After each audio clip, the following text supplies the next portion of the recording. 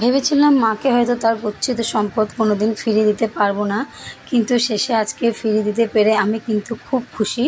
আজকে আমি যতটা খুশি, আমার মতো খুশি হয়তো এতটা কেউ হতে পারবে কি না জানি না, পারবে না তো ভুল, কিন্তু আমার মতো আজকে আমি যতটা খুশি না, মন থেকেই বলছি বন্ধুরা, আজকে আমি অনেকটা খুশি। তো কেন কী বিষয়ে সবটাই তোমাদের সাথে শেয়ার করব, যেহেতু তোমরা আমার সাথে ওতপ্রোতভাবে জড়িয়ে আছো, তো তাই তোমাদের সাথে সবটা শেয়ার করতে আমি কখনোই ভুলি না। চলো সবার প্রথমে যে কাজটা সেটা তো আগে করে নিই। সবার প্রথমে নিজের পরিচয় পর্বটা সেরে ফেলি। গুড মর্নিং বন্ধুরা, welcome back to my channel. কেমন আছো তোমরা সবাই? আমি সোমা চলে এসেছি আজকে, দেখো আবার নতুন একটি দিনে নতুন একটি সকালে তোমাদেরকে সাথে নিয়ে পাশে নিয়ে চলো আজকে একটা নতুন দিন শুরু করে দিলাম। তো আজকের বারটা হচ্ছে বুধবার, আর সকাল সকাল দেখো ঘুম থেকে উঠে একদম ঠাকুর দর্শন করে, বড় মাকে দর্শন করে, দুয়ারে জল দিয়ে সমস্ত কাজবাজ শুরু করে দিয়েছি। কারণ ঘরের গৃহস্থের বউদের সকালে কিন্তু শুরু হয় ঝাঁটা, বালতি, জলের বোতল, জলের বালতি এইসব নিয়েই কিন্তু শুরু হয়। বড়দের প্রণাম, ছোটোদের বুক ভরা ভালোবাসা দিয়ে চলো আজকের দিনটাও শুরু করি। তো তোমরা যে যেখান থেকে আমার ভিডিওটা দেখছো, আশা করি তোমরা অনেক ভালো আছো এবং সুস্থ আছো। এইভাবে ভালো থেকো, সুস্থ থেকো এবং আমার পাশে থেকো বন্ধুরা, কারণ তোমাদের পাশে থাকাটাই আমার জন্য অত্যন্ত প্রয়োজনীয় আর অত্যন্ত জরুরি। কারণ তোমাদেরকে আমি অনেকটাই ভালোবেসে ফেলেছি, কারণ আমার নিজের যে আপন বলে কেউ থাকে না, আমি তার থেকে বেশি তোমাদেরকে ভালোবেসেছি। কারণ অনেক সময় জানো তো নিজের লোকও কিন্তু পাশ ফিরিয়ে চলে যায়, মুখ ফিরিয়ে চলে যায়, কিন্তু তোমরা এত সুন্দরভাবে আমার সাথে মিশে গেছো, এত সুন্দরভাবে আমাকে সব দিক থেকে হেল্প করো, যেমন বুদ্ধি বলো, সমস্ত দিক থেকে আমাকে হেল্প করো। এবং ফিনান্সিয়াল দিক থেকেও বলছি, যেমন তোমার কি বলবো, মানে বলতেও মানে মুখে আমার একদমই বাজছে না, আমি গর্বের সাথে বলি, আমাকে তোমরা ফিনান্সিয়াল দিক থেকে অনেকে হেল্প করেছো। অনেকে বলতে সুধা দিদি, তো সুধা দিদি আমাকে, আমার যখন অনেক প্রবলেম ছিল তখন ও কিন্তু আমাকে অনেকটাই হেল্প করেছিল বিশেষ করে। তার জন্য আমি বলি না যে তোমাদের সাথে আমার এখন কোনো কিছু শেয়ার করতে একটুকুও মানে লজ্জা করে না বা ভয় করে না। কেন বলো তো? কারণ তোমাদের সাথে আমি সমস্তটাই শেয়ার করি, আর তোমরা সেইভাবেই আমার সাথে মিশে গেছো, রক্তে বলে না রক্তে মিশে যাও, তো তোমরা সত্যি আমার সাথে এইভাবেই মিশে থেকো। আমার সুখ দুঃখ হাসি কান্না সমস্ত কিছুতে তোমাদেরকে পাশে নিয়ে চলতে চাই। যেমন আমার সুখে তোমাদেরকে পাশে নিই, দুঃখে পাশে নিই, তেমন আজকেও আমার একটা আনন্দের দিন, সেই দিনটা আমি তোমাদেরকে সাথে নিয়ে নিলাম। তো চলো কাজ করতে থাকি, আজকি বৃত্তান্ত সমস্তটাই তোমাদের সাথে শেয়ার করি। তো মায়ের গচ্ছিত সম্পদ বলতে জানো তো বন্ধুরা, আমরা তো গরিব, আমাদের ঘরে সোনার একটু জিনিস পাওয়া মানে সেটা আমরা মনে করি যেন ভগবানের দান, মানে ভগবানের দান পেয়ে গেছি। তো সেরকমই একটা ব্যাপার, আমরা ছোটোবেলা থেকে অনেক কষ্ট করে মানুষ হয়েছে জানো তো। আমার মা কখনো কোনো সোনা জিনিস বলতে কিছুই চোখে দেখেনি, আর আমার বাবা অতি কষ্ট করে যা জমিয়েছে সমস্তটা আমি, আমার বোন, আমার পিসি, এদের বিয়েতে না সমস্ত কিছু দিয়ে বাবা একদম মানে নিঃস্ব হয়ে গেছিলো। বাবার কাছে কিছুই ছিল না, একদম হাত পাকা। তো মা একদিন আবদার করে না বাবার কাছে বলেছিল যে তুমি তো ওদের সবাইকে সব কিছু দিয়েছো, তো আমাকে একটা সোনার কানের বানিয়ে দিও না, পরবো। তো বাবা বলেছিল যা ছিল সব ওদেরকে দিয়ে দিয়েছি, তো যদি কোনোদিনও পারি হয়তো বানিয়ে দেবো। তখন ভাইও শুনেছিল, তখন ভাই অনেক ছোট ছিল। তারপর ভাই বিয়ে হওয়ার পর না ভাই মাকে একটা সোনার কানের বানিয়ে দিয়েছিল, ভাই আর ভাইয়ের বউ দুজনে মিলে। মানে ওদের প্রথম বিয়েতে মানে আমার ভাইয়ের বউ ঘর জমিয়েছিল, ওকে বলেছিলাম যে তুমি নিজের একটা ঘর বানাবে, যেহেতু প্রতিটা সংসারে গৃহিণীদের বিশেষ করে বাড়ির বউদের একটা ঘর জমানো দরকার, কারণ কখন কোথায় কীভাবে পয়সার প্রয়োজন হয় কেউ বলতে পারে না। আর যদি তুমি কখনো ওই টাকাটা জমাও না, তখন তোমার দেখবে তোমার স্বামীরই অনেক কাজে তোমার হেল্প হবে। তো তখন ওই ঘরটা জমিয়েছিল দুজনে মিলে, ভাই আর ভাইয়ের বউ দুজনে মিলে। আর মাকে না সোনার কানের বানিয়ে দিয়েছিল আমার ভাই। তো কি বলবো, মানে বলতেও খারাপ লাগছে, আবার ভাবছি যে না বলবো না কেন, সমস্তটা যখন শেয়ার করি, আমার এই দুঃখের দিনগুলো আমি তোমাদের সাথে শেয়ার করেছি। তো সমস্তটাই তোমরা জানো, শোনো, বোঝো। আর আমাকে পঙ্কজ দাদাভাই এক কমেন্ট করেছিল যে দিদিভাই পুজোতে এবার কী কী শপিং করবে, অবশ্যই আমাদের সাথে শেয়ার করবে। তো আমি দাদাভাইকে বলেছিলাম যে দাদাভাই আমরা এখন এবছর শপিং করতে পারবো কি না জানি না।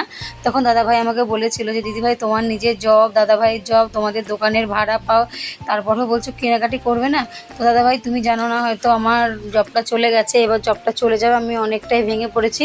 আর তোমার দাদাভাইয়ের শরীরটা খারাপ বড্ড, মানে এখন ঠিকঠাক কাজ যাচ্ছে না। আর দোকানের কথা বলছো, দোকান আমাদের নয়, দোকান আমার শ্বশুর শাশুড়িদের, তো সেই ভাড়াটা তারাই পান। তাহলে সেখানে এখন আমি দুটো রান্নার কাজ করছি, তাই দিয়ে কোনো রকম টেনে টুনে চালাচ্ছি। এরপরে জানি না কি হবে, তাই আর আমার মাথার মধ্যে তো প্রচণ্ড দেনা চাপ রয়েছে, সেগুলোকেও শোধ করতে হচ্ছে। তোমরা জানোই বলেছি যে পুজো পর্যন্ত আমার মাথায় অনেকটা হেডেক থাকবে, পুজোটা গেলে হয়তো আমি একটু হালকা পাবো। তো দেখো পুজো প্রত্যেক বছর ঘুরে ফিরে আসবে, তো আমরা জামা কাপড় কেনাকাটা সমস্ত কিছু কিন্তু প্রতি বছরই করতে পারবো।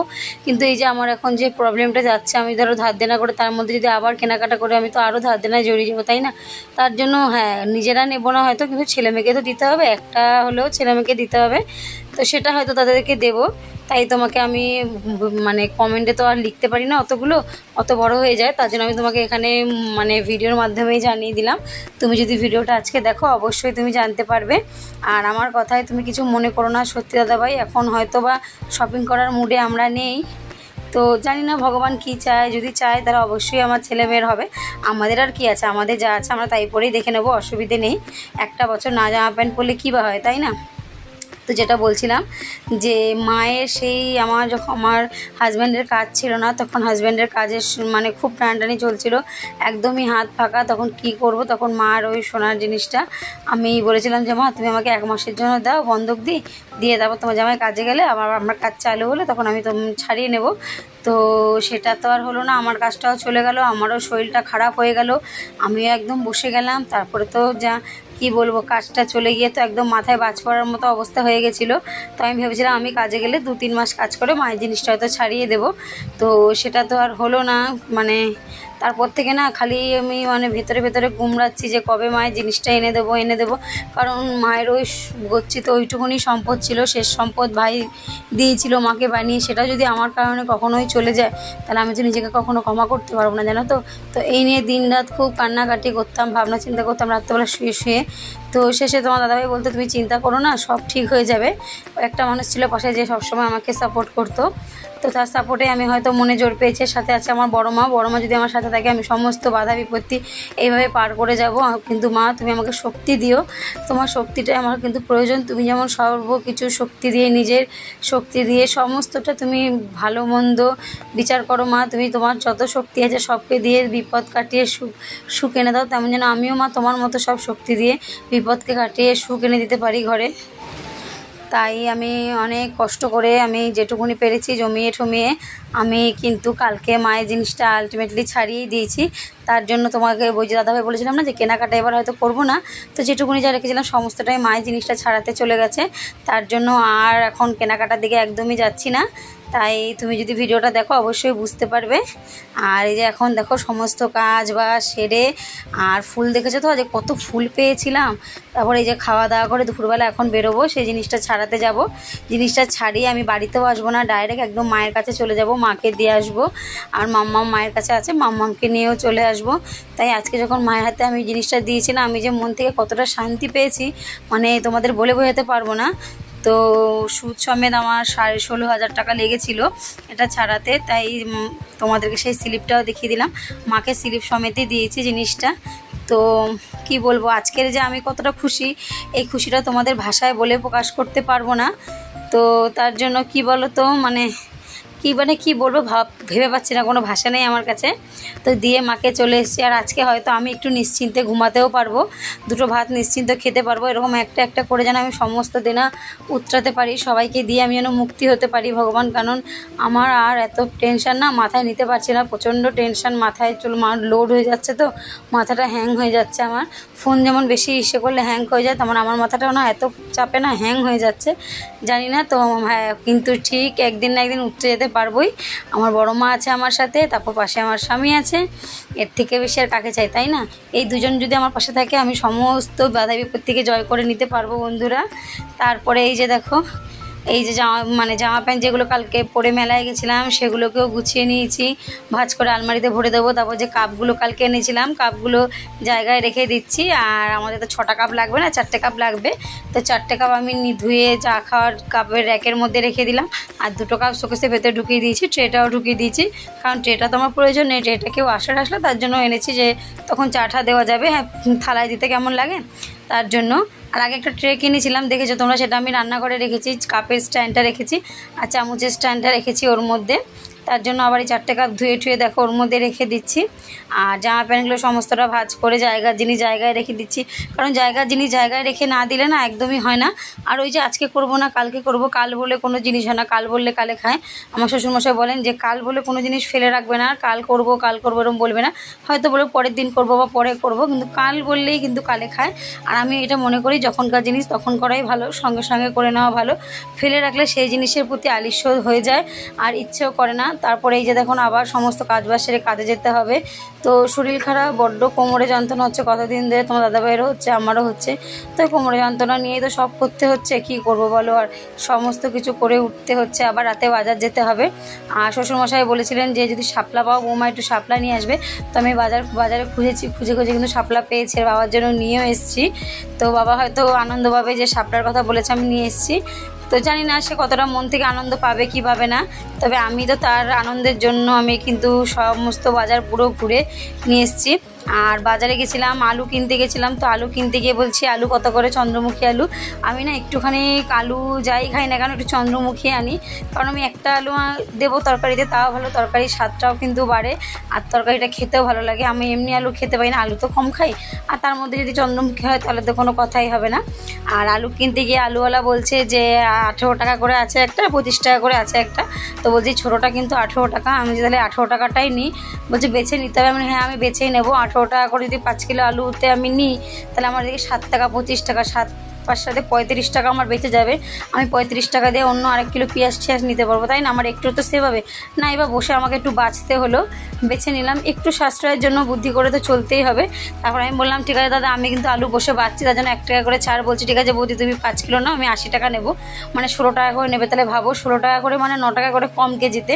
একটু আলু ছোটো, হ্যাঁ কাটতে সময় লাগবে, তো কী আছে, কাটতে যখন সবজি 10টা পারি তার সাথে আর 2টো যোগ করে 12টাও সবজি কাটতে পারবো, তাই নিয়ে কোনো ব্যাপার না।